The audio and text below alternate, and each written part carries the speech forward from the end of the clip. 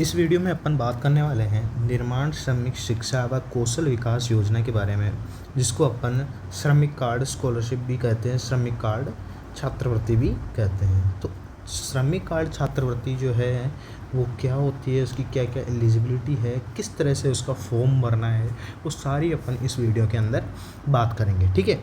तो निर्माण श्रमिक शिक्षा व कौशल विकास योजना, इसका पूरा नोटिफिकेशन मैंने जो है यहाँ पर डाउनलोड कर रखा है, लेकिन इनमें से कुछ इम्पोर्टेंट बातें जो है मैंने अलग से निकाल ली है। वो इम्पोर्टेंट बातें क्या है वो अपन इसमें बात करेंगे। ठीक है। तो सबसे पहले निर्माण श्रमिक शिक्षा एवं कौशल विकास योजना, जिसको अपन मजदूर दायरे की स्कॉलरशिप भी कहते हैं, वो क्या है, एक भामाशाह निर्माण श्रमिक कल्याण योजना, एक बहुत बड़ी योजना है, उसका एक पार्ट है छोटा सा। ठीक है। तो भामाशाह निर्माण श्रमिक कल्याण योजना का एक छोटा सा पार्ट है निर्माण श्रमिक शिक्षा एवं कौशल विकास योजना। ये भी 3 योजनाओं से मिलके बनी है। कौन सी?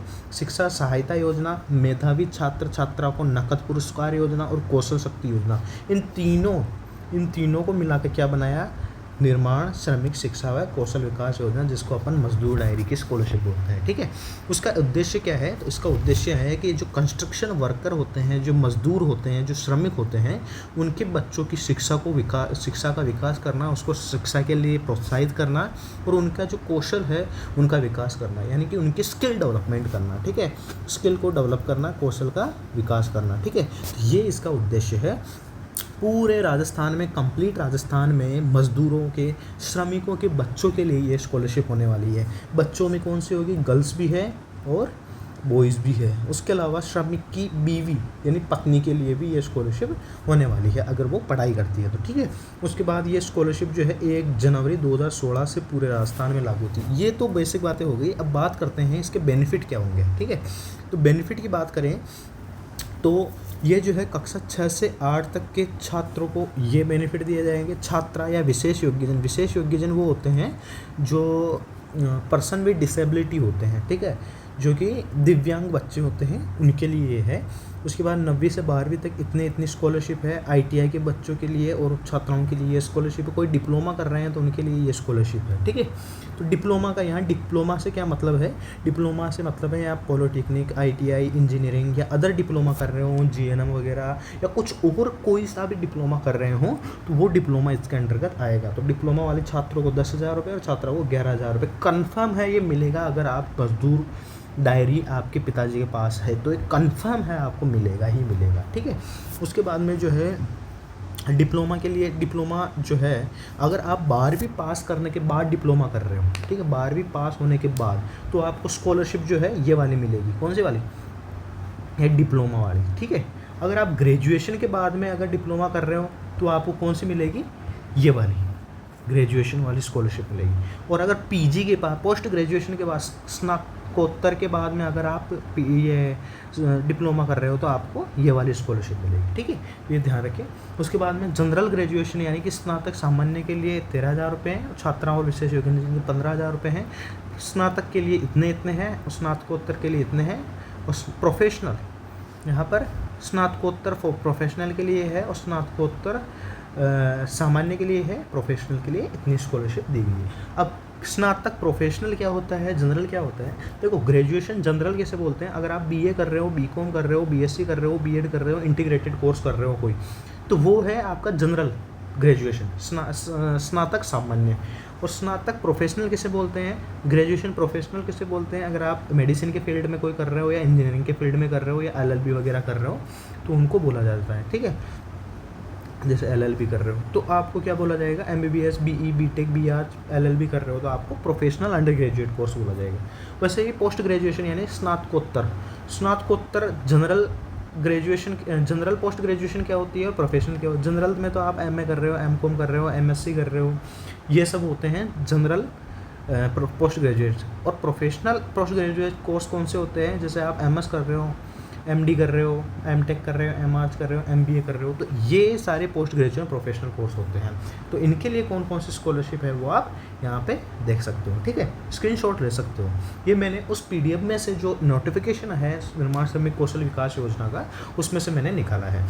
ठीक है। उसके बाद में मेधावी छात्र या छात्राओं को भी इनके अलावा अगर कोई मज़दूर का बच्चा है, श्रमिक का बच्चा है, कंस्ट्रक्शन वर्कर का बच्चा है और वो मेधावी छात्र है, मेधावी का मतलब क्या है, जिस 8वीं से 12वीं तक उसने क्या किया हो, 75% मार्क्स आए हों उसके, यानी कि प्रीवियस ईयर में 75% मार्क्स आए हों, और अगर डिप्लोमा किया है तो डिप्लोमा में 60% हो, अगर ग्रेजुएशन किया तो ग्रेजुएशन में 60% हो, पोस्ट ग्रेजुएशन की है तो आपको 60% होने चाहिए, ठीक है। तो अगर आपके 60% है डिप्लोमा, पोस्ट ग्रेजुएशन, ग्रेजुएशन में, तो आप मेधावी छात्र हो।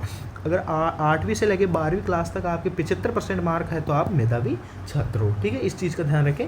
और मेधावी छात्रों छात्राओं के लिए कितनी है, 8 से 10वीं तक 4,000 रुपये, 11वीं में 12वीं में 6,000 रुपये एक्स्ट्रा और दिए जाएंगे आपको। वो तो देंगे ही देंगे आपको, जो ये स्कॉलरशिप तो मिलेगी ही मिलेगी, आपको एक्स्ट्रा कितनी मिलेगी, आपको एक्स्ट्रा और 10,000 रुपये की, स्नातक में 8,000 रुपये की, और स्नातकोत्तर में इतनी, और प्रोफेशनल में कितनी, 25,000 रुपये, और इतने में इतनी आपको स्कॉलरशिप मिलेगी, ठीक है।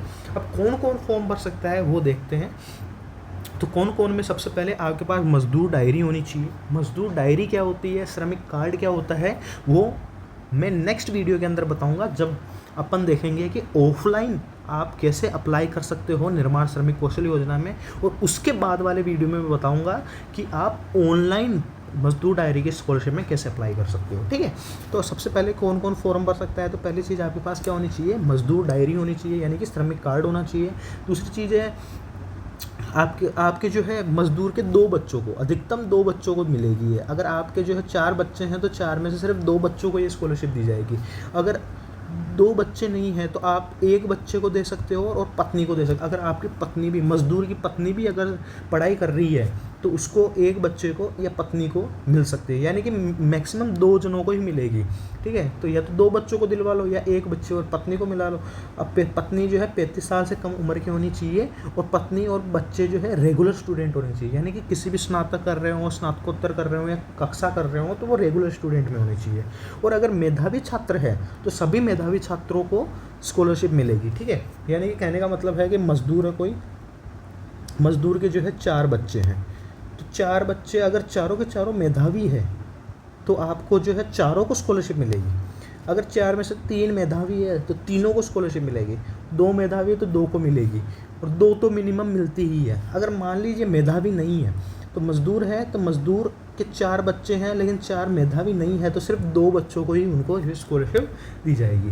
और उसके बाद में क्या हो कि वित्तीय वर्ष में कम से कम कितने दिन काम किया हो, 90 दिन काम किया हो, यानी मजदूर डायरी बनाई है तो मतलब आप मजदूरी करते होंगे, ठीक है। तो आपके पास उस साल में कितने दिन काम किया होना चाहिए, कम से कम उस साल में कम से कम 90 दिन कार्य किया होना चाहिए, ठीक है। तो इस चीज़ का ध्यान रखिए। अब किस तरह से अप्लाई करना है, मैंने बताया था 2 तरह से अप्लाई कर सकते हो आप, ऑफलाइन भी अप्लाई कर सकते हो और ऑनलाइन भी अप्लाई कर सकते हो। ऑफलाइन किस तरह से अप्लाई करना है, किस तरह से फॉर्म भरना है, किस तरह से डॉक्यूमेंट्स अटैच करने हैं और किस तरह से जमा कराना है, वो सारी डिटेल में जो है अपने नेक्स्ट वीडियो में बताऊँगा। और उसके अलावा ऑनलाइन इन सब चीज़ों को ऑनलाइन कैसे करना है, कहीं पर भी चक्कर नहीं काटना है, ऑनलाइन भी सब कुछ होता है। ऑनलाइन किस तरह से होता है वो मैं उसके नेक्स्ट वाले वीडियो के अंदर बताऊँगा कि ये सारी चीज़ें जो है ऑनलाइन किस तरह से करनी है, ठीक है। तो अब सबसे पहले ऑफलाइन आपको जो है अप्लाई करना है, तो सबसे पहले आपको जो है एक आवेदन पत्र जो है इसके साथ करना पड़ेगा अटैच। ये सारे डॉक्यूमेंट्स जो है, ये सारे जितने भी डॉक्यूमेंट्स हैं वो सब जो मैं है अपने व्हाट्सएप चैनल के ऊपर डाल दूंगा। व्हाट्सएप चैनल से आप इसको जो है डाउनलोड कर सकते हो। व्हाट्सएप के अलावा मैं इसको टेलीग्राम चैनल के ऊपर भी डाल दूंगा कि कौन कौन से आपको जो है ये आवेदन पत्र कौन सा लगेगा, इसमें ये प्रपत्र 1 क्या होता है, ये सारी चीज़ें मैं टेलीग्राम और व्हाट्सएप चैनल पर डाल दूँगा, वहाँ से आप इसको डाउनलोड कर सकते हो। बाकी यहाँ पर ध्यान रखिए, आवेदन पत्र आपको जो है भर के अटैच करना पड़ेगा। आवेदन पत्र कर दिया, उसके बाद मजदूर डायरी की फ़ोटो आगे और पीछे की आपको जो है फ़ोटोकॉपी करा के, उसके बाद में आप जो हिताधिकारी कौन होता है, जो मजदूरी का काम कर रहा है, जो मजदूरी का काम कर रहा है वो जिसके नाम से मजदूर डायरी बनी है उसको आधार कार्ड की फ़ोटोकॉपी लगानी है, जनाधार की फ़ोटोकॉपी लगानी है, उसके बैंक पासबुक की फ़ोटोकॉपी। बैंक पासबुक में ध्यान रखना है कि बैंक का नाम क्लियर दिखना चाहिए, उसके अलावा IFSC कोड्स क्लियर दिखने चाहिए, ब्रांच नेम क्लियर दिखनी चाहिए और अकाउंट होल्डर नेम दिखना चाहिए। यानी मजदूर जो है ना, उस मजदूर की ही डायरी आपको जो है उसकी फ़ोटोकॉपी करानी है। उसके बाद हिताधिकारी का घोषणा पत्र और शैक्षणिक संस्था के प्रमुख का प्रमाण पत्र जो है ना, वो भी, जिसको अपन प्रपत्र 1 कहते हैं, वो भी इसके साथ अटैच करना है। उसके बाद पिछले साल की मार्कशीट, यानी कि अगर आप 10वीं में हो ना तो आप 9th की मार्कशीट लगाओगे, क्योंकि आप 10वीं में तो हो, लेकिन स्कॉलरशिप किसकी मिलेगी आपको, 9th क्लास वाली स्कॉलरशिप मिलेगी, ठीक है। तो पिछले साल की स्कॉलरशिप नहीं मिलती है, यानी कि इस साल में जो पढ़ रहे हो वो स्कॉलरशिप नहीं मिलेगी आपको, पिछले साल जो क्लास पास कर ली है आपने वो स्कॉलरशिप मिलती है। तो पिछले साल की मार्कशीट को सेल्फ अटेस्टेड करके, यानी कि स्व प्रमाणित करके आपको इसमें अपलोड लगाना पड़ेगा। उसके बाद आधार कार्ड जो है वो स्टूडेंट का भी अटेस्टेड करना पड़ेगा। उसके बाद घोषणा पत्र करना पड़ेगा कि आपने 90 दिन में जो है वास्तव में मजदूरी का काम किया है या नहीं है। तो ये कई तरह से कर सकते हो आप, तो ठेकेदार के द्वारा कर सकते हो, बनवा सकते हो ये घोषणा पत्र, या फिर संपत्ति नियोजक जो है जिसके घर पे काम किया है उसके द्वारा बना सकते हो। 2 और तरीके हैं उसके द्वारा भी आप बना सकते हो। किस तरह से बनाना है मैंने वो अगले वीडियो के अंदर बताया है, अभी तो बात समझ लो कि यहाँ पर किस तरह से बनाना है। उसके साथ में आपको संपत्ति नियोजक का आधार कार्ड वगैरह ये सब अटैच करना पड़ेगा। उसके बाद में ये सारे डॉक्यूमेंट्स लेके आपको कहाँ जाने हैं, लेबर डिपार्टमेंट, जो आपका लोकल लेबर डिपार्टमेंट है, यानी कि अजमेर में है, ब्यावर, किशनगढ़, यहाँ पर जो लेबर डिपार्टमेंट है, जहाँ जिस डिस्ट्रिक्ट में रहो वहाँ का आप लेबर डिपार्टमेंट पता कर लेना कि कौन सा कहाँ लगता है। वहाँ जाके सारे डॉक्यूमेंट्स आपको क्या करने हैं, जमा कराने हैं वहाँ पर लेबर डिपार्टमेंट में, ठीक है। ये चीज़ का ध्यान रखिए।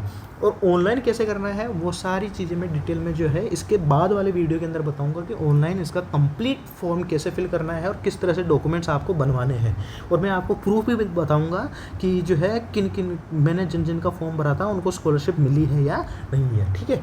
उसके बाद में जो है इसकी अंतिम तिथि क्या होती है, तो अंतिम तिथि आपका जो भी रिजल्ट आता है ना, जैसे अभी आप 10th में हो तो आपका 9th का जो रिजल्ट आया है ना, 9th का रिजल्ट, उसका रिजल्ट के आने के 6 मंथ तक आप भर सकते हो, या फिर अगले साल की आप 31 मार्च तक भर सकते हो, ठीक है। जैसे अगले मंथ की 31 मार्च का मतलब है जैसे आपने जो है 2021-22 के अंदर क्या किया, आपने 9th पढ़ी है, ठीक है, 9th पढ़ी, ठीक है।